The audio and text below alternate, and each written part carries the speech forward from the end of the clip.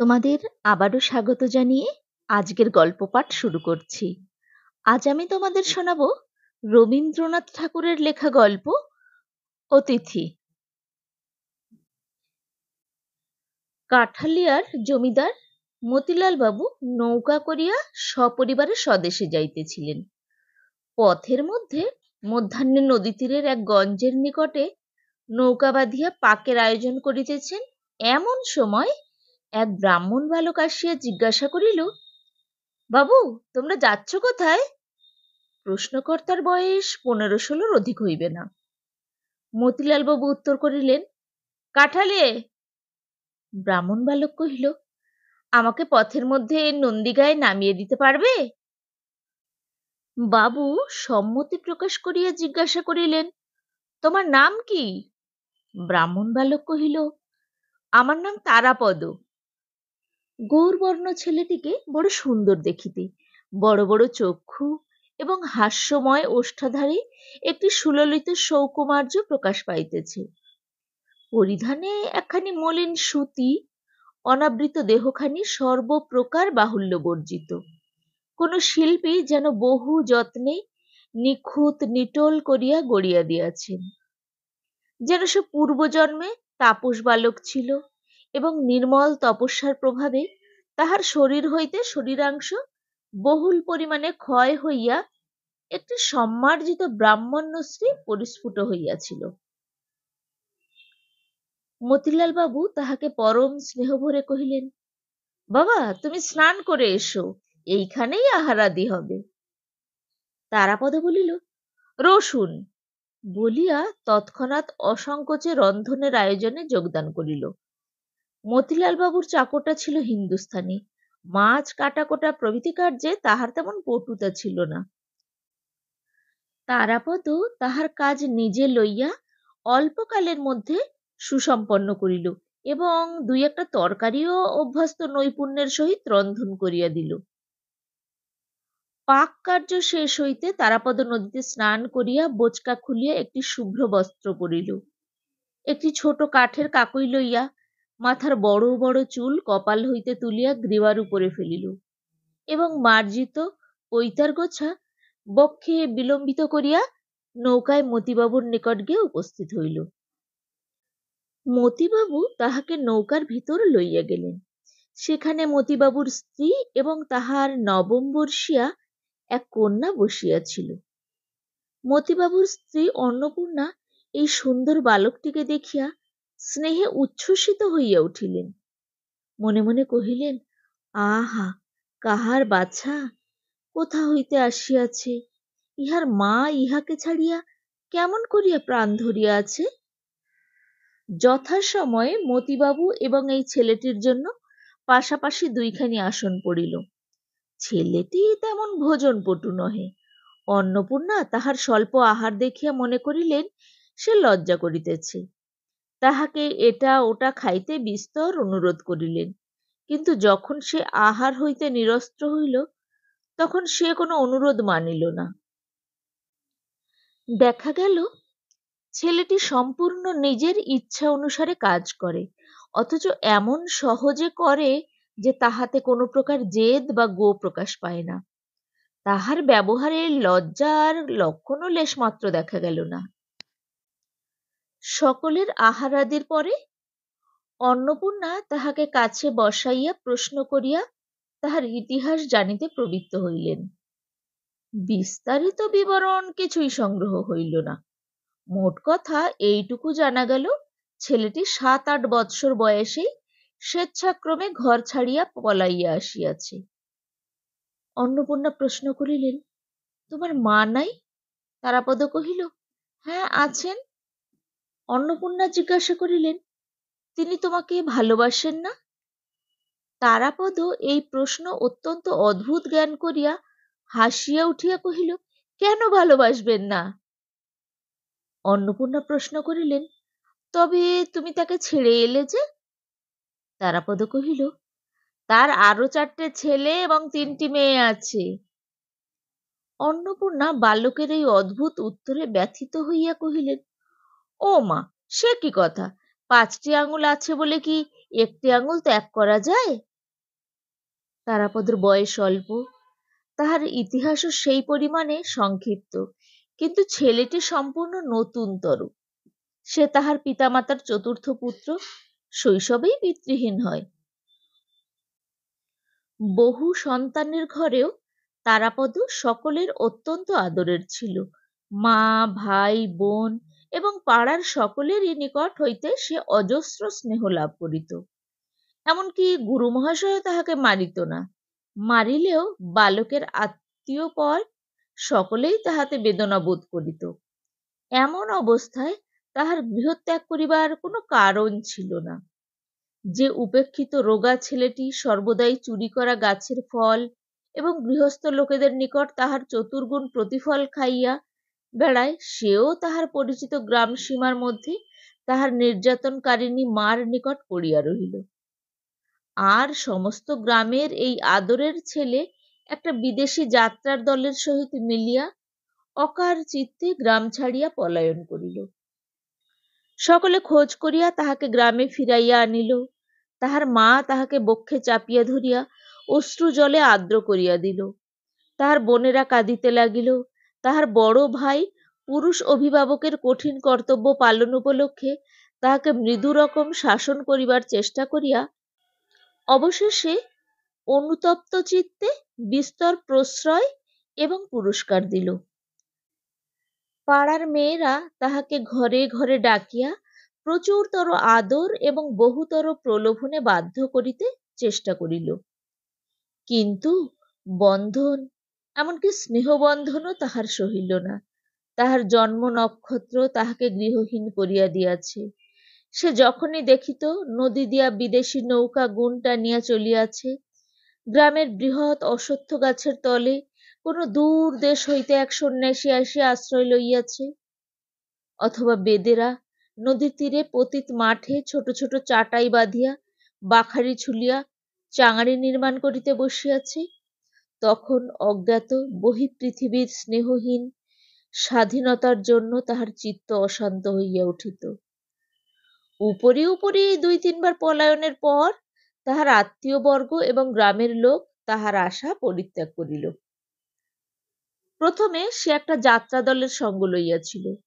অধিকারী যখন তাহাকে পুত্র নির্বিশেষে স্নেহ করিতে লাগিল এবং দলস্থ ছোট বড় সকলেরই যখন সে প্রিয় পাত্র হইয়া উঠিল, এমনকি যে বাড়িতে যাত্রা হইত সে বাড়ির অধ্যক্ষগণ, বিশেষত পুরো মহিলাবর্গ যখন বিশেষ রূপে তাহাকে আহ্বান করিয়া সমাদর করিতে লাগিল, তখন একদিন সে কাহাকেও কিছু না বলিয়া কোথায় নিরুদ্দেশ হইয়া গেল, তাহার আর সন্ধান পাওয়া গেল না। তারাপদ হরিণ শিশুর মতন বন্ধন ভীরু, আবার হরিণেরই মতন সঙ্গীত মুগ্ধ। যাত্রা গানেই তাহাকে প্রথম ঘর হইতে বিভাগী করিয়া দেয়। গানের সুর তাহার সমস্ত শিরার মধ্যে অনুকম্প এবং গানের তালে তাহার সর্বাঙ্গে আন্দোলন উপস্থিত হইত। যখন সে নিতান্ত শিশু ছিল, তখনও সঙ্গীত সভায় সে যেরূপ সংযত গম্ভীর বয়স্কভাবে আত্মবিস্তৃত হইয়া বসিয়া বসিয়া দুলিত, দেখিয়া প্রবীণ লোকের হাস্য সংবরণ করা দুঃসাধ্য হইত। কেবল সঙ্গীত কেন, গাছের ঘন পল্লবের উপর যখন শ্রাবণের বৃষ্টিধারা পড়িত, আকাশে মেঘ ডাকিত, অরণ্যের ভিতর মাতৃহীন দৈত্য শিশুর ন্যায় বাতাস ক্রন্দন করিতে থাকিত, তখন তাহার চিত্ত যেন উচ্ছৃঙ্খল হইয়া উঠিত। নিস্তব্ধ দ্বিপ্রহরে বহু দূর আকাশ হইতে চিলের ডাক, বর্ষার সন্ধ্যায় ভেকের কলরব, গভীর রাত্রে শৃগালের চিৎকার ধ্বনি সকলই তাহাকে উতলা করিত। এই সঙ্গীতের মোহে আকৃষ্ট হইয়া সে অনতিবিলম্বে এক পাঁচালীর দলের মধ্যে গিয়া প্রবিষ্ট হইল। দলাধ্যক্ষ তাহাকে পরম যত্নে গান শিখাইতে এবং পাঁচালী মুখস্থ করাইতে প্রবৃত্ত হইল এবং তাহাকে আপন বক্ষ পিঞ্জরের পাখির মতন প্রিয় জ্ঞান করিয়া স্নেহ করিতে লাগিল। পাখি কিছু কিছু গান শিখিল এবং একদিন প্রত্যুষে উড়িয়া চলিয়া গেল। শেষবারে সে এক জিমন্যাস্টিক দলে জুটিয়াছিল। জ্যৈষ্ঠ মাসের শেষ ভাগ হইতে আষাঢ় মাসের অবসান পর্যন্ত এই অঞ্চলে স্থানে স্থানে পর্যায়ক্রমে বারোয়ারির মেলা হইয়া থাকে।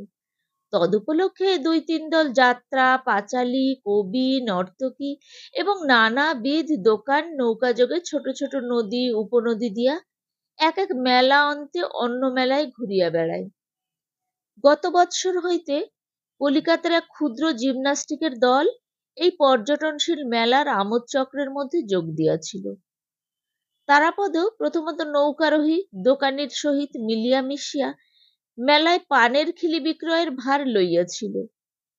পরে তাহার স্বাভাবিক কৌতূহলবশত এই জিমনাস্টিকের আশ্চর্য ব্যায়াম নৈপুণ্যে আকৃষ্ট হইয়া এই দলে প্রবেশ করিয়াছিল। তারাপদ নিজে নিজে অভ্যাস করিয়া ভালো বাঁশি বাজাইতে শিখিয়াছিল। জিমনাস্টিকের সময় তাহাকে দ্রুত তালে লখনৌ ঠুংরির সুরে বাঁশি বাজাইতে হইত। এই তাহার একমাত্র কাজ ছিল। এই দল হইতেই তাহার শেষ পলায়ন। সে শুনিয়াছিল নন্দীগ্রামের জমিদার বাবুরা মহা সমারোহে এক শখের যাত্রা খুলিতেছে। শুনিয়া সে তাহার ক্ষুদ্র বোচকাটি লইয়া নন্দীগ্রামে যাত্রার আয়োজন করিতেছিল। এমন সময় মতিবাবুর সহিত তাহার সাক্ষাৎ হয়। তারাপদ পর্যায়ক্রমে নানা দলের মধ্যে ভিড়িয়াও আপন স্বাভাবিক কল্পনাপ্রবণ প্রকৃতি প্রভাবে কোনো দলে বিশেষত্ব প্রাপ্ত হয় নাই। অন্তরের মধ্যে সে সম্পূর্ণ নির্লিপ্ত এবং মুক্ত ছিল।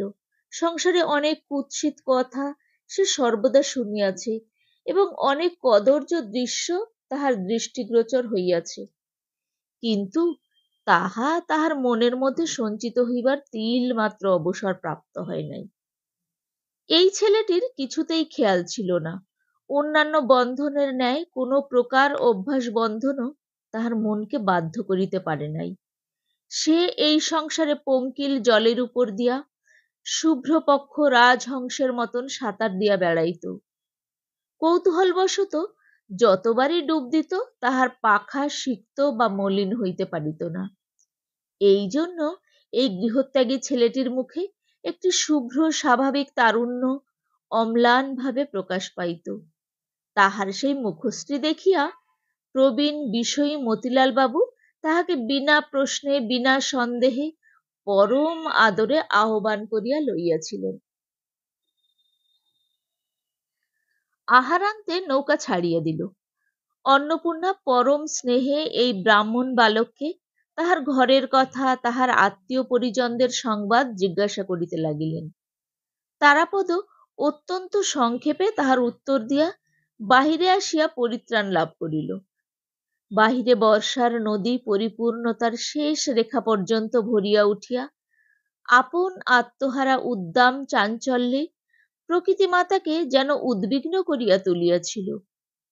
মেঘ নির্মুক্ত রৌদ্রে নদী তীরের অর্ধ নিমগ্ন কাশ তৃণশ্রেণী এবং তাহার ঊর্ধ্বে সরস সঘন ইক্ষুক্ষেত্রে এবং তাহার পরপ্রান্তে দূর দিগন্ত চুম্বিত নীলাঞ্জন বর্ণ বনরেখা সমস্তই যেন কোনো এক রূপকথার সোনার কাঠির স্পর্শে সদ্য জাগ্রত নবীন সৌন্দর্যের মতন নির্বাক নীলাকাশে মুগ্ধ দৃষ্টির সম্মুখে পরিস্ফুট হইয়া উঠিয়াছিল।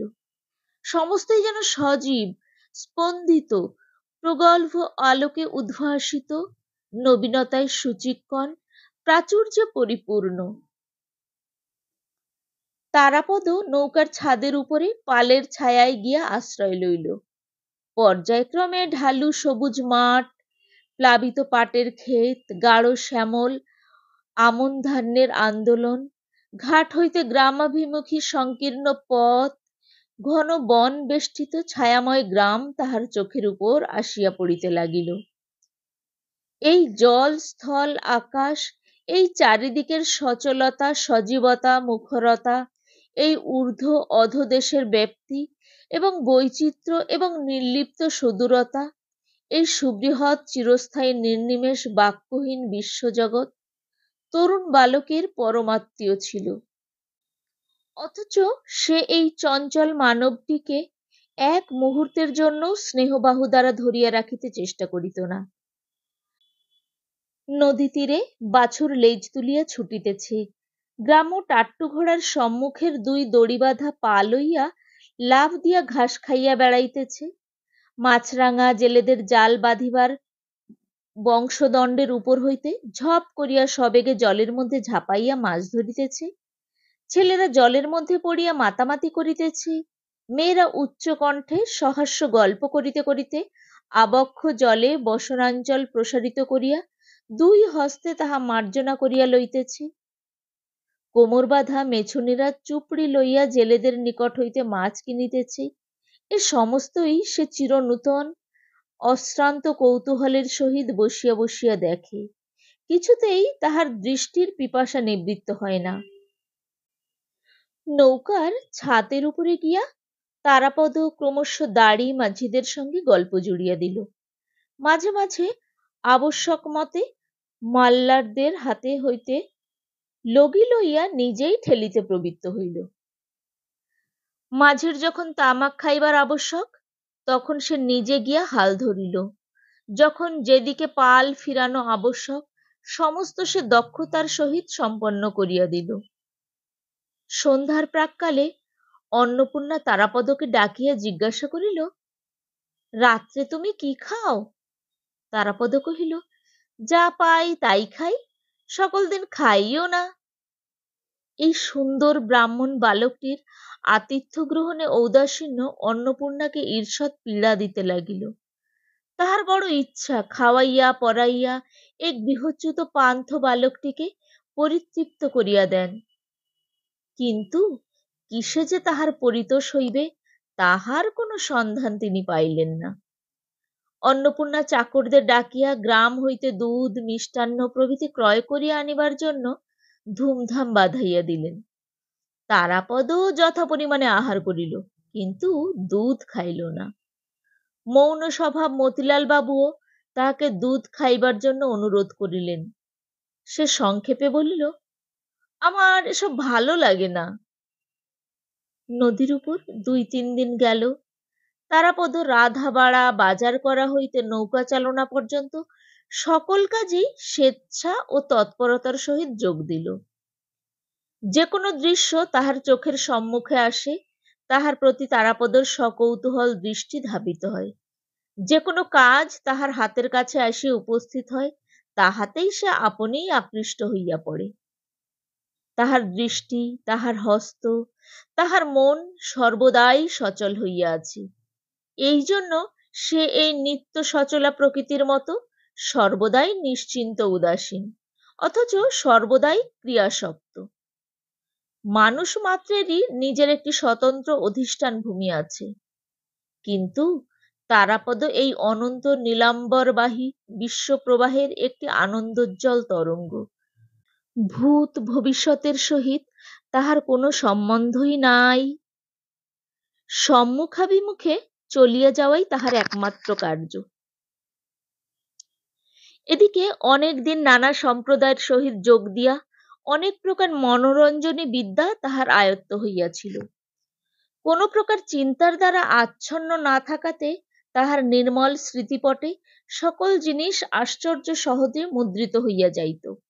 পাঁচালী, কথকতা, গান কীর্তন, যাত্রাভিনয়, সুদীর্ঘ খণ্ড সকল তাহার কণ্ঠাগ্রে ছিল। মতিলাল বাবু চিরপ্রথামত একদিন সন্ধ্যাবেলায় তাহার স্ত্রী কন্যাকে রামায়ণ পড়িয়া শুনাইতেছিলেন। কুশলবের কথার সূচনা হইতেছে, এমন সময়ে তারাপদ উৎসাহ সংবরণ করিতে না পারিয়া নৌকার ছাদের উপর হইতে নামিয়া আসিয়া কহিল, বই রাখুন, আমি কুশলবের গান করি, আপনারা শুনে যান। এই বলিয়া সে কুশলবের পাঁচালী আরম্ভ করিয়া দিল। বাঁশির মতন সুমিষ্ট পরিপূর্ণ স্বরে দাশুরায়ের অনুপ্রাস ক্ষিপ্র প্রবেগে বর্ষণ করিয়া চলিল। দাড়ি মাঝি সকলেই দ্বারের কাছে আসিয়া ঝুঁকিয়া পড়িল। হাস্যকরুণা এবং সঙ্গীতে সেই নদী তীরের সন্ধ্যাকাশে এক অপূর্ব রসস্রোত প্রবাহিত হইতে লাগিল। দুই নিস্তব্ধ তটভূমি কৌতূহলী হইয়া উঠিল। পাশ দিয়া যে সকল নৌকা চলিতেছিল, তাহাদের আরোহীগণ ক্ষণকালের জন্য উৎকণ্ঠিত হইয়া সেই দিকে কান দিয়া রহিল। যখন শেষ হইয়া গেল, সকলেই ব্যথিত চিত্তে দীর্ঘ নিঃশ্বাস ফেলিয়া ভাবিল, ইহার মধ্যেই শেষ হইল কেন? সজল নয়না অন্নপূর্ণার ইচ্ছা করিতে লাগিল ছেলেটিকে কোলে বসাইয়া বক্ষে চাপিয়া তাহার মস্তক আঘ্রাণ করেন। মতিলাল বাবু ভাবিতে লাগিলেন, এই ছেলেটিকে যদি কোনো মতে কাছে রাখিতে পারি তবে পুত্রের অভাব পূর্ণ হয়। কেবল ক্ষুদ্র বালিকা চারু শশীর অন্তঃকরণ ঈর্ষা ও বিদ্বেষে পরিপূর্ণ হইয়া উঠিল। চারু শশী তাহার পিতামাতার একমাত্র সন্তান, তাহাদের পিতৃমাতৃ স্নেহের একমাত্র অধিকারিণী। তাহার খেয়াল এবং জেদের অন্ত ছিল না। খাওয়া, কাপড় পরা, চুল বাঁধা এসব সম্বন্ধে তাহার নিজের স্বাধীন মত ছিল, কিন্তু সে মতের কিছুমাত্র স্থিরতা ছিল না। যেদিন কোথাও নিমন্ত্রণ থাকিত সেদিন তাহার মায়ের ভয় হইত, পাছে মেয়েটির সাজসজ্জা সম্বন্ধে একটি অসম্ভব জেদ ধরিয়া বসে। যদি দৈবাত একবার চুল বাঁধাটা তাহার মনের মতো না হইল, তবে সেদিন যতবার চুল খুলিয়া যত রকম করিয়াই বাঁধিয়া দেওয়া যাক, কিছুতেই তাহার মন পাওয়া যাইবে না। অবশেষে মহা কান্নাকাটির পালা পড়িয়া যাইবে। সকল বিষয়েই এইরূপ। আবার এক এক সময় চিত্ত যখন প্রসন্ন থাকে তখন কিছুতেই তাহার কোনো আপত্তি থাকে না। তখন সে অতি মাত্রায় ভালোবাসা প্রকাশ করিয়া তাহার মাকে জড়াইয়া ধরিয়া চুম্বন করিয়া হাসিয়া বকিয়া একেবারে অস্থির করিয়া তোলে। এই ক্ষুদ্র মেয়েটি একটি দুর্ভেদ্য প্রহেলিকা। এই বালিকা তাহার দুর্বাধ্য হৃদয়ের সমস্ত বেগ প্রয়োগ করিয়া মনে মনে তারাপদকে সুতীব্র বিদ্বেষে তাড়না করিতে লাগিল। পিতামাতাকেও সর্বতোভাবে উদ্বেজিত করিয়া তুলিল। আহারের সময় রোদনোন্মুখী হইয়া ভোজনের পাত্র ঠেলিয়া ফেলিয়া দেয়। রন্ধনে তাহার রুচিকর বোধ হয় না, দাসীকে মারে, সকল বিষয়েই অকারণ অভিযোগ করিতে থাকে। তারাপদর বিদ্যাগুলি যতই তাহার এবং অন্য সকলের মনোরঞ্জন করিতে লাগিল, ততই যেন তাহার রাগ বাড়িয়া উঠিল। তারাপদর যে কোনো গুণই আছে ইহা স্বীকার করিতে তাহার মন বিমুখ হইল, অথচ তাহার প্রমাণ যখন প্রবল হইতে লাগিল, তাহার অসন্তোষের মাত্রাও উচ্চে উঠিল। তারাপদ যেদিন কুশলবের গান করিল, সেদিন অন্নপূর্ণা মনে করিল সঙ্গীতের বনের পশু বশ হয়। আজ বোধহয় আমার মেয়ের মন গলিয়াছে। তাহাকে জিজ্ঞাসা করিল, চারু, কেমন লাগলো? সে কোনো উত্তর না দিয়া অত্যন্ত প্রবল বেগে মাথা নাড়িয়া দিল। এই ভঙ্গিটিকে ভাষায় তর্জমা করিলে এই রূপ দাঁড়ায়, কিছু মাত্র ভালো লাগে নাই এবং কোনো কালে ভালো লাগিবেও না। চারুর মনে ঈর্ষার উদয় হইয়াছে, তাই বুঝিয়া তাহার মাতা চারুর সম্মুখে তারাপদর প্রতি স্নেহ প্রকাশ করিতে বিরত হইলেন। সন্ধ্যার পরে যখন সকাল সকাল খাইয়া চারু শয়ন করিত, তখন অন্নপূর্ণা নৌকা বক্ষের দ্বারের নিকটে আসিয়া বসিতেন এবং মতিবাবু ও তারাপদ বাহিরে বসিত, এবং অন্নপূর্ণার অনুরোধে তারাপদ গান আরম্ভ করিত। তাহার গানে যখন নদী তীরের বিশ্রামীনতা গ্রামশ্রী সন্ধ্যার বিপুল অন্ধকারে মুগ্ধ নিস্তব্ধ হইয়া রহিত এবং অন্নপূর্ণার কোমল হৃদয়খানি স্নেহে ও সৌন্দর্য রসে উচ্ছ্বলিত হইতে থাকিত, তখন হঠাৎ চারু দ্রুত পদে বিছানা হইতে আসিয়া সরস সরোদনে বলিত, মা, তোমরা কি গোল করছো বলো দেখি, আমার ঘুম হচ্ছে না। পিতামাতা তাহাকে একলা ঘুমাইতে পাঠাইয়া তারাপদকে ঘিরিয়া সঙ্গীত উপভোগ করিতেছেন, ইহা তাহার একান্ত অসহ্য হইয়া উঠিত। এই দীপ্ত কৃষ্ণ নয়না বালিকার স্বাভাবিক সুতীব্রতা তারাপদর নিকটে অত্যন্ত কৌতুকজনক বোধ হইত। সে ইহাকে গল্প শুনাইয়া, গান গাইয়া, বাঁশি বাজাইয়া বশ করিতে অনেক চেষ্টা করিল, কিন্তু কিছুতেই কৃতকার্য হইল না। কেবল তারাপদ মধ্যাহ্নে যখন নদীতে স্নান করিতে নামিত, পরিপূর্ণ জলরাশির মধ্যে গৌরবর্ণ সরল তনুদেহখানি নানান সন্তরণ ভঙ্গিতে অবলীলাক্রমে সঞ্চালন করিয়া তরুণ জলদেবতার মতো শোভা পাইত, তখন বালিকার কৌতূহল আকৃষ্ট না হইয়া আর থাকিত না। সে সেই সময়টির জন্য প্রতীক্ষা করিয়া থাকিত, কিন্তু আন্তরিক আগ্রহ কাহাকেও সে জানিতে দিত না, এবং এই অশিক্ষাপটু অভিনেত্রী পশমের গলাবন্ধ বোনা এক মনে অভ্যাস করিতে করিতে মাঝে মাঝে যেন অত্যন্ত উপেক্ষা ভরে কটাক্ষে তারাপদর সন্ত্রণ লীলা দেখিয়া যাইত। নন্দীগ্রাম কখন ছাড়াইয়া গেল তারাপদ তাহার খোঁজও লইল না। অত্যন্ত মৃদুমন্দ গতিতে বৃহৎ নৌকাখানা কখনো পাল তুলিয়া কখনো গুণ টানিয়া নানান নদীর শাখা প্রশাখার ভিতর দিয়া চলিতে লাগিল। নৌকারোহীদের দিনগুলিও এই সকল নদী উপনদীর মতন শান্তিময় সৌন্দর্যময় বৈচিত্র্যের মধ্য দিয়া সহজ সৌম্য গমনে মৃদু মিষ্ট কলস্বরে প্রবাহিত হইতে লাগিল। কাহারও কোনরূপ তাড়া ছিল না। মধ্যাহ্নে স্নানাহারে অনেকক্ষণ বিলম্ব হইত। এদিকে সন্ধ্যা হইতে না হইতেই একটা বড় দেখিয়া গ্রামের ধারে ঘাটের কাছে ঝিল্লি মন্দ্রিত খাদ্যোৎকোচিত বনের পার্শ্বে নৌকা বাঁধিত। এমন করিয়া দিন দশেকের নৌকা কাঠালিয়ায় পৌঁছিল। জমিদার আগমনে বাড়ি হইতে পালকি এবং টাট্টু ঘোড়ার সমাগম হইল এবং বাঁশের লাঠি হস্তে পাইক বরকন্দাজের দল ঘন ঘন বন্দুকের ফাঁকা আওয়াজে গ্রামের উৎকণ্ঠিত কাক সমাজকে যৎপরণাস্তি মুখর করিয়া তুলিল। এই সমস্ত সমারোহে কাল বিলম্ব হইতেছে। ইতিমধ্যে তারাপদ নৌকা হইতে দ্রুত নামিয়া একবার সমস্ত গ্রাম পর্যটন করিয়া লইল। কাহাকেও দাদা, কাহাকেও খুড়া, কাউকে দিদি, কাউকে মাসি এইসব বলিয়া ২-৩ ঘন্টার মধ্যে সমস্ত গ্রামের সহিত সৌহার্দ্য বন্ধন স্থাপন করিয়া লইল। কোথাও তাহার প্রকৃত কোনরূপ বন্ধন ছিল না বলিয়াই এই বালক আশ্চর্য সত্বর ও সহজে সকলেরই সহিত পরিচয় করিয়া লইতে পারিত। তারাপদ দেখিতে দেখিতে অল্প দিনের মধ্যেই গ্রামের সমস্ত হৃদয় অধিকার করিয়া লইল। এত সহজে হৃদয় হরণ করিবার কারণ এই, তারাপদ সকলেরই সঙ্গে তাহার নিজের মতো হইয়া স্বভাবতই যোগ দিতে পারিত। সে কোনো প্রকার বিশেষ সংস্কার দ্বারা বদ্ধ ছিল না, অথচ এই সকল অবস্থা সকল কাজের প্রতি তাহার এক প্রকার সহজ প্রবণতা ছিল। বালকের কাছে সে সম্পূর্ণ স্বাভাবিক বালক, অথচ তাহাদের হইতে শ্রেষ্ঠ ও স্বতন্ত্র। বৃদ্ধের কাছে সে বালক নহে, অথচ জ্যাঠাও নহে। রাখালের সঙ্গে সে রাখাল, অথচ ব্রাহ্মণ। সকলের সকল কাজেই সে চিরকালের সহযোগীর ন্যায় অভ্যস্তভাবে হস্তক্ষেপ করে। ময়রার দোকানে গল্প করিতে করিতে ময়রা বলে, দাদা ঠাকুর একটু বসো তো ভাই, আমি আসছি। তারাপদ অম্লান বদনে দোকানে বসিয়া একখানা শালপাতা লইয়া সন্দেশের মাছি তাড়াইতে প্রবৃত্ত হয়। ভিয়ান করিতেও সে মজবুত। তাঁতের রহস্য তার কিছু কিছু জানা আছে। কুমারের চক্রচালনাও তাহার সম্পূর্ণ অজ্ঞাত নহে। তারাপদ সমস্ত গ্রামটি আয়ত্ত করিয়া লইল। কেবল গ্রামবাসিনী একটি বালিকার ঈর্ষা সে এখনো জয় করিতে পারিল না। এই বালিকাটি তারাপদর সুদূরে নির্বাসন তীব্রভাবে কামনা করিতেছে জানিয়াই বোধ করি তারাপদই এই গ্রামে এতদিন আবদ্ধ হইয়া রহিল।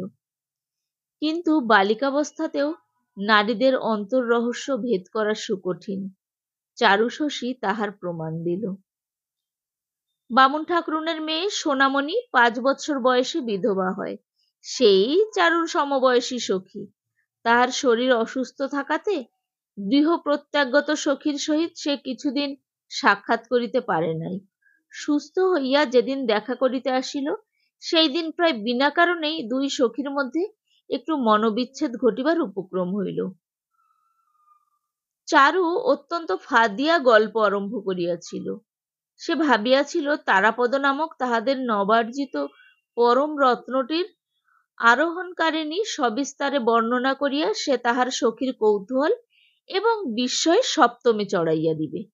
কিন্তু যখন সে শুনিল তারাপদ সোনামণির নিকট কিছুমাত্র অপরিচিত নহে, বামুন ঠাকরুনকে সে মাসি বলে এবং সোনামণি তাহাকে দাদা বলিয়া ডাকে, যখন শুনিল তারাপদ কেবল যে বাঁশিতে কীর্তনের সুর বাজাইতে মাতা ও কন্যার মনোরঞ্জন করিয়াছে তাহাই নহে, সোনামণির অনুরোধে তাহাকে স্বহস্তে একটি বাঁশের বাঁশি বানাইয়া দিয়াছে, তাহাকে কতদিন উচ্চ শাখা হইতে ফল ও কণ্টক শাখা হইতে ফুল পাড়িয়া দিয়াছে, তখন চারুর অন্তঃকরণে যেন তপ্ত শেল বিঁধিতে লাগিল। চারু জানিত তারাপদ বিশেষ রূপে তাহাদেরই তারাপদ, অত্যন্ত গোপনে সংরক্ষণীয়। ইতর সাধারণে তাহার একটু আধটু আভাস মাত্র পাইবে, অথচ কোনো মতে নাগাল পাইবে না। দূর হইতে তাহার রূপে গুণে মুগ্ধ হইবে এবং চারু শশীদের ধন্যবাদ দিতে থাকিবে। এই আশ্চর্য দুর্লভ দৈবলব্ধ বালকটি সোনামণির কাছে কেন সহজগম্য হইল? আমরা যদি এর এত যত্ন না করিতাম, এত যত্ন করিয়া না রাখিতাম, তাহা হইলে সোনামণিরা তাহার দর্শন পাইত কোথা হইতে?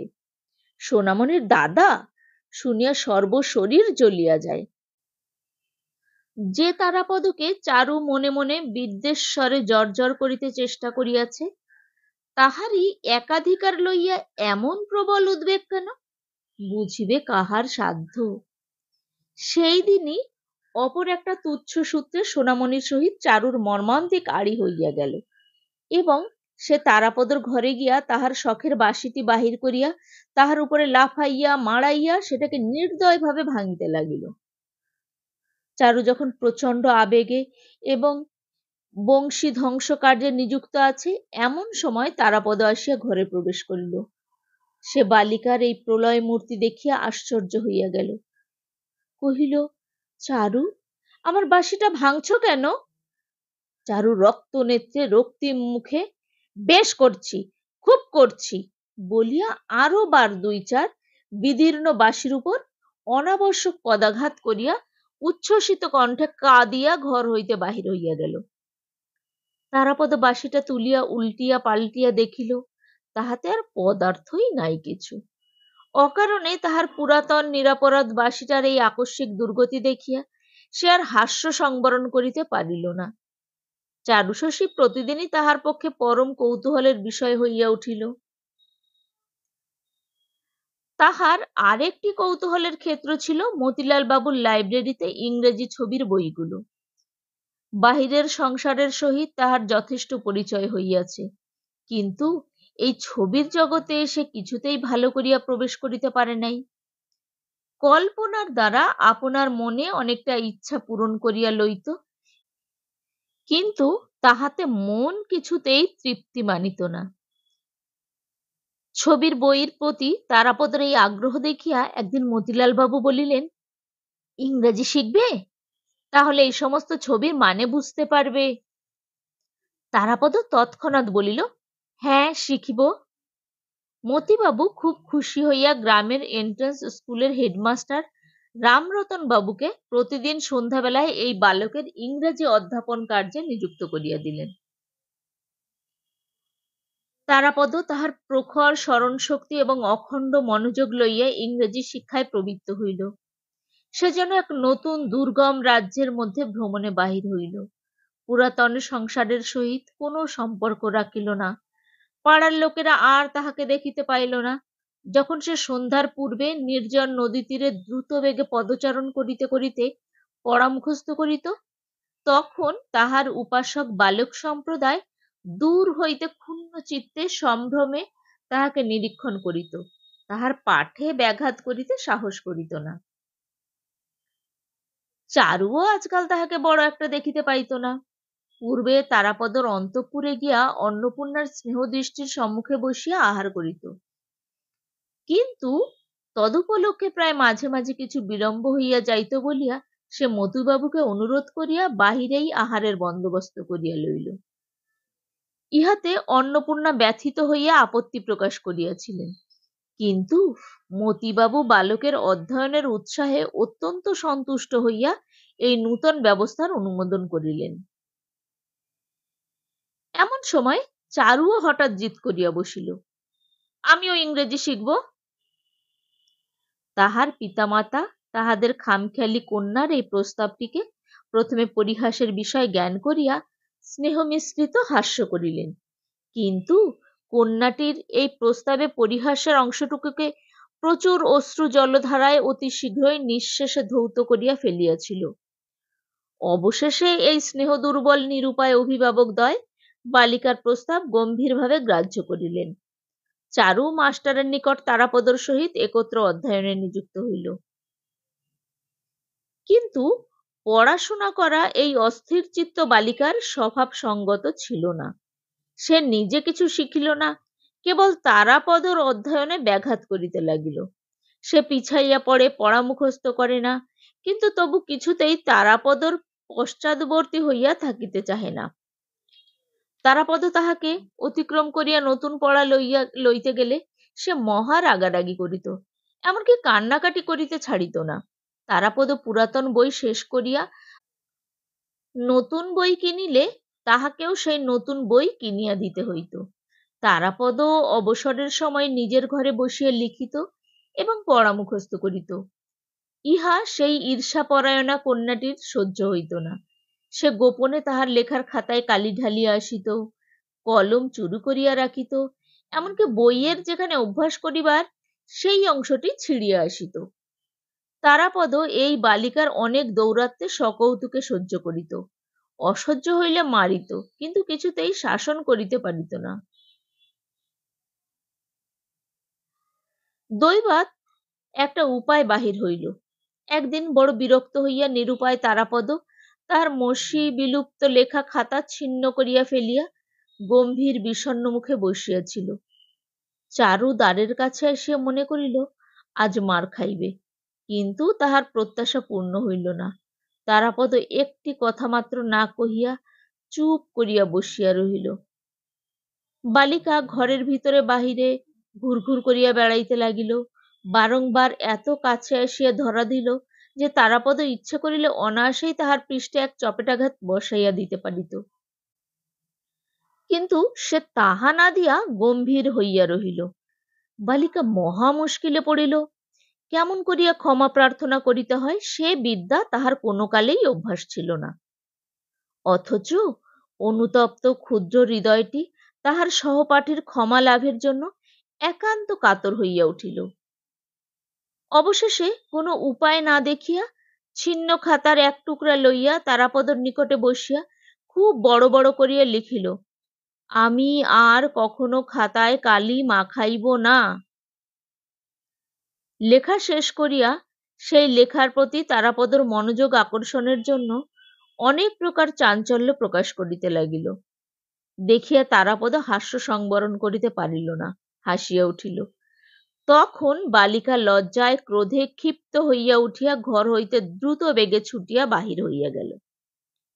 যে কাগজের টুকরায় সে স্বহস্তে দীনতা প্রকাশ করিয়াছে সেটা অনন্ত কাল এবং অনন্ত জগৎ হইতে সম্পূর্ণ লোপ করিতে পারিলে তবে তাহার হৃদয়ের নিদারুণ ক্ষোভ মিটিতে পারিত। এদিকে সংকুচিত চিত্তে সোনামণি দুই একদিন অধ্যয়নশালার বাহিরে উকিঝুঁকি মারিয়া ফিরিয়া চলিয়া গিয়াছে। সখী চারুশর্ষির সহিত তাহার সকল বিষয়েই বিশেষ হৃদ্যতা ছিল, কিন্তু তারাপদর সম্বন্ধে চারুকে সে অত্যন্ত ভয় এবং সন্দেহের সহিত দেখিত। চারু যে সময় অন্তঃপুরে থাকিত সেই সময়টি বাছিয়া সোনামণি সংকোচে তারাপদর দ্বারের কাছে আসিয়া দাঁড়াইত। তারাপদ বই হইতে মুখ তুলিয়া সস্নেহে বলিত, কি সোনা, খবর কি? মাসি কেমন আছে? সোনামণি কহিত, অনেকদিন যাওনি, মা তোমাকে একবার যেতে বলেছে, মার কোমরে ব্যথা বলে দেখতে আসতে পারে না। এমন সময় হয়তো হঠাৎ চারু আসিয়া উপস্থিত। সোনামণি শশব ব্যস্ত, সে যেন গোপনে তাহার সখীর সম্পত্তি চুরি করিতে আসিয়াছে। চারু কণ্ঠস্বর সপ্তমে চড়াইয়া চোখ মুখ ঘুরাইয়া বলিত, সোনা, তুই পড়ার সময় গোল করতে এসেছিস? আমি এখনই বাবাকে গিয়ে বলে দেব। যেন তিনি নিজে তারাপদর একটি প্রবীণা অভিভাবিকা। তাহার পড়াশোনায় লেশ মাত্র ব্যাঘাত না ঘটে, রাত্রি দিন ইহার প্রতি তাহার একমাত্র দৃষ্টি। কিন্তু সে নিজে কি অভিপ্রায়ে এই অসময়ে তারাপদর পাঠগৃহে আসিয়া উপস্থিত হইয়াছিল তাহা অন্তর্যামীর অগোচর ছিল না, এবং তারাপদও তাহা ভালো রূপেই জানিত। কিন্তু সোনামণি বেচারা ভীত হইয়া তৎক্ষণাৎ একরাশ মিথ্যা কৈফিয়ত সৃজন করিত। অবশেষে চারু যখন ঘৃণা ভরে তাহাকে মিথ্যাবাদী বলিয়া সম্ভাষণ করিত, তখন সে লজ্জিত, শঙ্কিত, পরাজিত হইয়া ব্যথিত চিত্তে ফিরিয়া যাইত। দয়াদ্র তারাপদ তাহাকে ডাকিয়া বলিত, সোনা, আজ সন্ধ্যাবেলায় আমি তোদের বাড়ি যাবক্ষণ। চারু সর্পিনীর মতন ফোঁস করিয়া বলি উঠিত, যাবে বই কি, তোমার পড়া করতে হবে না? আমি মাস্টার মশাইকে বলে দেব। চারুর এই শাসনে ভীত না হইয়া তারাপদ দুই একদিন সন্ধ্যার পর বামুন ঠাকরুনের বাড়িতে গিয়াছিল। তৃতীয় বা চতুর্থবারে চারু ফাঁকা শাসন না করিয়া আস্তে আস্তে একসময় বাহির হইতে তারাপদর ঘরের দ্বারে শিকল আটিয়া দিয়া মায়ের মশলার বাক্সের চাবি তালা আনিয়া তালা লাগাইয়া দিল। সমস্ত সন্ধ্যাবেলা তারাপদকে এইরূপ বন্দি অবস্থায় রাখিয়া আহারের সময় দ্বার খুলিয়া দিল। তারাপদ রাগ করিয়া কথা কহিল না এবং না খাইয়া চলিয়া যাইবার উপক্রম করিল। তখন অনুতপ্ত ব্যাকুল বালিকা কর জোড়ে সানুনয়ে বারংবার বলিতে লাগিল, তোমার দুটি পায়ে পড়ি, আমি আর এমন করব না, তোমার দুটি পায়ে পড়ি, তুমি খেয়ে নাও। তাহাতেও যখন তারাপদ বশ মানিল না, তখন সে অধীর হইয়া কাঁদিতে লাগিল। তারাপদ সংকটে পড়িয়া ফিরিয়া আসিয়া খাইতে বসিল। চারু কতবার একান্ত মনে প্রতিজ্ঞা করিয়াছে যে সে তারাপদর সহিত সদ্ব্যবহার করিবে, কখনো তাহাকে মুহূর্তের জন্যও বিরক্ত করিবে না। কিন্তু সোনামণি প্রভৃতি আর পাঁচজন মাঝে আসিয়া পড়াতে কখনো তাহার কিরূপ মেজাজ হইয়া যায়, কিছুতেই আত্মসংবরণ করিতে পারে না। কিছুদিন যখন উপরি উপরি সে ভালো মানুষই করিতে থাকে, তখনই একটা উৎকট আসন্ন বিপ্লবের জন্য তারাপদ সতর্কভাবে প্রস্তুত হইতে থাকে। আক্রমণটা হঠাৎ কি উপলক্ষে কোন দিক হইতে আসিবে কিছুই বলা যায় না। তাহার পরে প্রচণ্ড ঝড়, ঝড়ের পরে প্রচুর অশ্রুবর্ষণ, তাহার পরে প্রসন্ন স্নিগ্ধ শান্তি। এমন করিয়া প্রায় 2 বৎসর কাটিল। এত সুদীর্ঘ কালের জন্য তারাপদ কখনো কাহারও নিকট ধরা দেয় নাই। বোধ করি পড়াশোনার মধ্যে তাহার মন এক অপূর্ব আকর্ষণে বদ্ধ হইয়াছিল। বোধ করি বয়োবৃদ্ধ সহকারে তাহার প্রকৃতির পরিবর্তন আরম্ভ হইয়াছিল এবং স্থায়ী হইয়া বসিয়া সংসারের সুখ স্বাচ্ছন্দ্যতা ভোগ করিবার দিকে তাহার মন পড়িয়াছিল। বোধ করি তাহার সহপাঠিকা বালিকার নিয়ত দৌরাত্ম্যচঞ্চল সৌন্দর্য অলক্ষিতভাবে তাহার হৃদয়ের উপর বন্ধন বিস্তার করিতেছিল। এদিকে চারুর বয়স 11 উত্তীর্ণ হইয়া যায়। মতিবাবু সম্বন্ধ করিয়া তাহার মেয়ের বিবাহের জন্য 2-3টি ভালো ভালো সম্বন্ধ আনাইলেন। কন্যার বিবাহের বয়সে উপস্থিত হইয়াছে জানিয়া মতিবাবু তাহার ইংরাজি পড়া এবং বাহিরে যাওয়া নিষেধ করিয়া দিলেন। এই আকস্মিক অবরোধে চারু ঘরের মধ্যে ভারী একটা আন্দোলন উপস্থিত করিল। তখন একদিন অন্নপূর্ণা মতিবাবুকে ডাকিয়া কহিলেন, পাত্রের জন্য তুমি অত খোঁজ করে বেড়াচ্ছ কেন?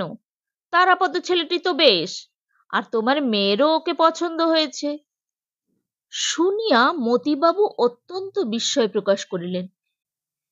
কহিলেন, সে কি কখনো হয় নাকি? তারাপদর কুলশীল কিছুই জানা নাই। আমার একটি মাত্র মেয়ে, আমি ভালো ঘরে দিতে চাই। একদিন রায়ডাঙ্গার বাবুদের বাড়ি হইতে মেয়ে দেখিতে আসিল।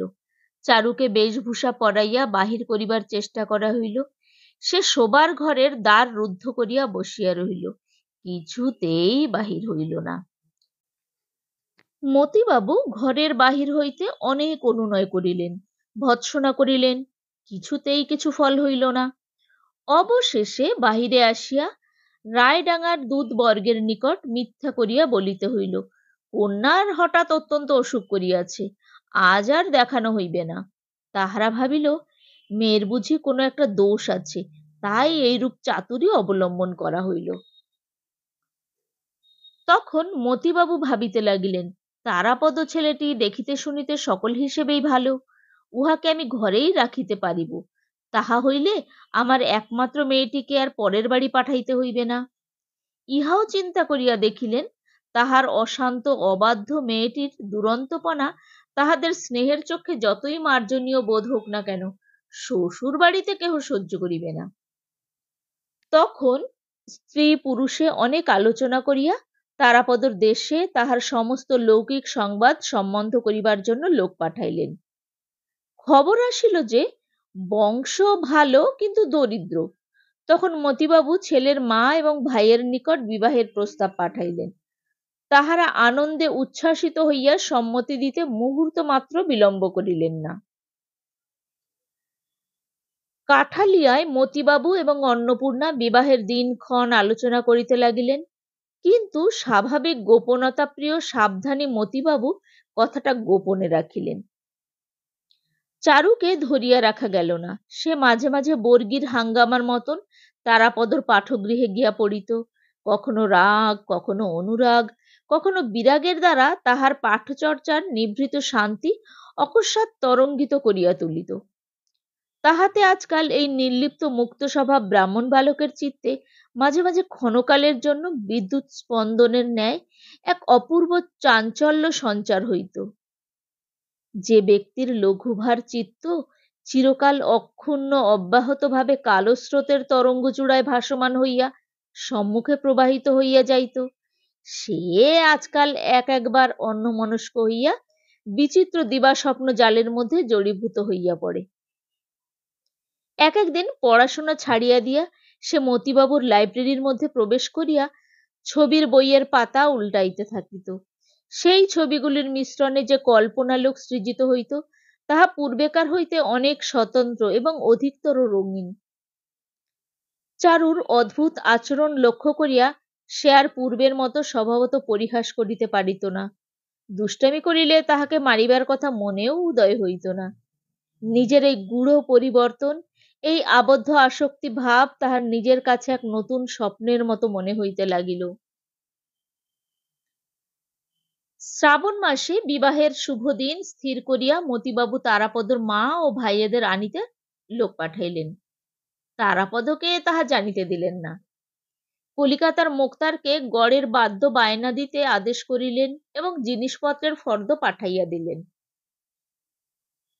আকাশে নববর্ষার মেঘ উঠিল। গ্রামের নদী এতদিন শুষ্ক প্রায় হইয়াছিল।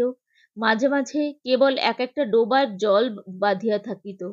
ছোট ছোট নৌকা সেই পঙ্কিল জলে ডোবানো ছিল এবং শুষ্ক নদীপথে গরুর গাড়ি চলাচলের সুগভীর চক্রচিহ্ন খোদিত হইতেছিল। এমন সময় একদিন পিতৃগৃহ প্রত্যাগত পার্বতীর মতন কোথা হইতে দ্রুতগামিনী জলধারা কলহাস্য সহকারে গ্রামের শূন্য বক্ষে আসিয়া সমাগত হইল। উলঙ্গ বালক বালিকারা তীরে বসিয়া উচ্চস্বরে নৃত্য করিতে লাগিল। অতৃপ্ত আনন্দে বারংবার জলে ঝাঁপ দিয়া দিয়া নদীকে যেন আলিঙ্গন করিয়া ধরিতে লাগিল। কুটির বাসিনীরা তাহাদের পরিচিত প্রিয় সঙ্গিনীকে দেখিবার জন্য বাহির হইয়া আসিল। শুষ্ক নির্জীব গ্রামের মধ্যে কোথা হইতে এক প্রবল বিপুল প্রাণহিল্লোল আসিয়া প্রবেশ করিল। দেশ বিদেশ হইতে বোঝাই হইয়া ছোট বড় আয়তনের নৌকা আসিতে লাগিল। বাজারের ঘাট সন্ধ্যাবেলায় বিদেশি মাঝির সঙ্গীতে ধ্বনিত হইয়া উঠিল। দুই তীরের গ্রামগুলি সংবৎসর আপনার নিভৃত কোণে আপনার ক্ষুদ্র ঘরকন্যা লইয়া একাকিনী দিনযাপন করিতে থাকে। বর্ষার সময় বাহিরের বৃহৎ পৃথিবী বিচিত্র পণ্যোপহার লইয়া গৌরিক বর্ণ জলরথে চড়িয়া এই গ্রাম্য কন্যাগুলির তত্ত্ব লইতে আসিত। তখন জগতের সঙ্গে আত্মীয়তা গর্বে কিছুদিনের জন্য তাহাদের ক্ষুদ্রতা ঘুচিয়া যায়। সমস্তই সচল সজাগ সজীব হইয়া ওঠে এবং মৌন নিস্তব্ধ দেশের মধ্যে সুদূর রাজ্যের কলাকলধ্বনি আসিয়া চারিদিকের আকাশ আন্দোলিত করিয়া তোলে। এমন সময়ে পুরুল কাটায় নাগবাবুদের এলাকায় বিখ্যাত রথযাত্রার মেলা হইবে। জ্যোৎস্না সন্ধ্যায় তারাপদ ঘাটে গিয়া দেখিল, কোন নৌকা নাগরদোলা, কোন নৌকা যাত্রার দল, কোন নৌকা পণ্যদ্রব্য লইয়া প্রবল নবীন স্রোতের মুখে দ্রুত বেগে মেলা অভিমুখে চলিয়াছে। কলিকাতার কনসার্টের দল বিপুল শব্দে দ্রুত তালের বাজনা জুড়িয়া দিয়াছে। যাত্রার দল বেহালার সঙ্গে গান গাইতেছে এবং সমের কাছে হা হা হা শব্দে চিৎকার উঠিতেছে। পশ্চিম দেশী নৌকার দাড়িমল্লাগুলো কেবলমাত্র মাদল এবং করতাল লইয়া উন্মত্ত উৎসাহে বিনা সঙ্গীতে খচমচ শব্দে আকাশ বিদীর্ণ করিতেছে। উদ্দীপনার সীমা নাই। দেখিতে দেখিতে পূর্ব দিগন্ত হইতে ঘন মেঘরাশি প্রকাণ্ড কালো পাল তুলিয়া দিয়া আকাশের মাঝখানে উঠিয়া পড়িল। চাঁদ আচ্ছন্ন হইল, পূবে বাতাস বেগে বহিতে লাগিল, মেঘের পশ্চাতে মেঘ ছুটিয়া চলিল, নদীর জল খল খল হাস্যে স্ফীত হইয়া উঠিতে লাগিল। নদী তীরবর্তী আন্দোলিত বনশ্রেণীর মধ্যে অন্ধকার পুঞ্জীভূত হইয়া উঠিল, ভেগ ডাকিতে আরম্ভ করিল, ঝিল্লির ধ্বনি যেন করাত দিয়া অন্ধকারকে চিরিতে লাগিল। সম্মুখে আজ যেন সমস্ত জগতের রথযাত্রা, চাকা ঘুরিতেছে, ধ্বজা উড়িতেছে, পৃথিবী কাঁপিতেছে, মেঘ উড়িতেছে, বাতাস ছুটিতেছে, নদী বহিয়াছে, নৌকা চলিয়াছে, গান উঠিয়াছে। দেখিতে দেখিতে গুরু গুরু শব্দে মেঘ ডাকিয়া উঠিল, বিদ্যুৎ আকাশকে কাটিয়া কাটিয়া ঝলসিয়া উঠিল, সুদূর অন্ধকার হইতে একটা মুষলধারা বর্ষী বৃষ্টির গন্ধ আসিতে লাগিল। কেবল নদীর এক তীরে এক পার্শ্বে কাঠালিয়া গ্রাম আপন কুটির দ্বার বন্ধ করিয়া দিন নিবাইয়া দিয়া নিঃশব্দে ঘুমাইতে লাগিল।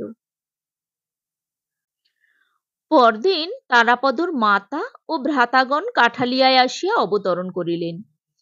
পরদিন কলিকাতা হইতে বিবিধ সামগ্রী পূর্ণ তিনখানা বড় নৌকা আসিয়া কাঠালিয়ায় জমিদারি কাছারির ঘাটে লাগিল, এবং পরদিন অতি প্রাতে সোনামণি কাগজে কিঞ্চিত আমসত্ত্ব ও পাতার ঠোঙায় কিঞ্চিত আচার লইয়া ভয়ে ভয়ে তারাপদর পাঠগৃহ দ্বারে আসিয়া নিঃশব্দে দাঁড়াইল।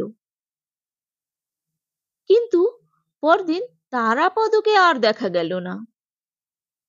স্নেহ, প্রেম, বন্ধুত্বের ষড়যন্ত্র বন্ধন তাহাকে চারিদিক হইতে সম্পূর্ণরূপে ঘিরিবার পূর্বেই সমস্ত গ্রামের হৃদয়খানি চুরি করিয়া একদা বর্ষার মেঘান্ধকার রাত্রে এই ব্রাহ্মণ বালক আসক্তিবিহীন উদাসীন জননী বিশ্ব পৃথিবীর নিকট চলিয়া গিয়াছে।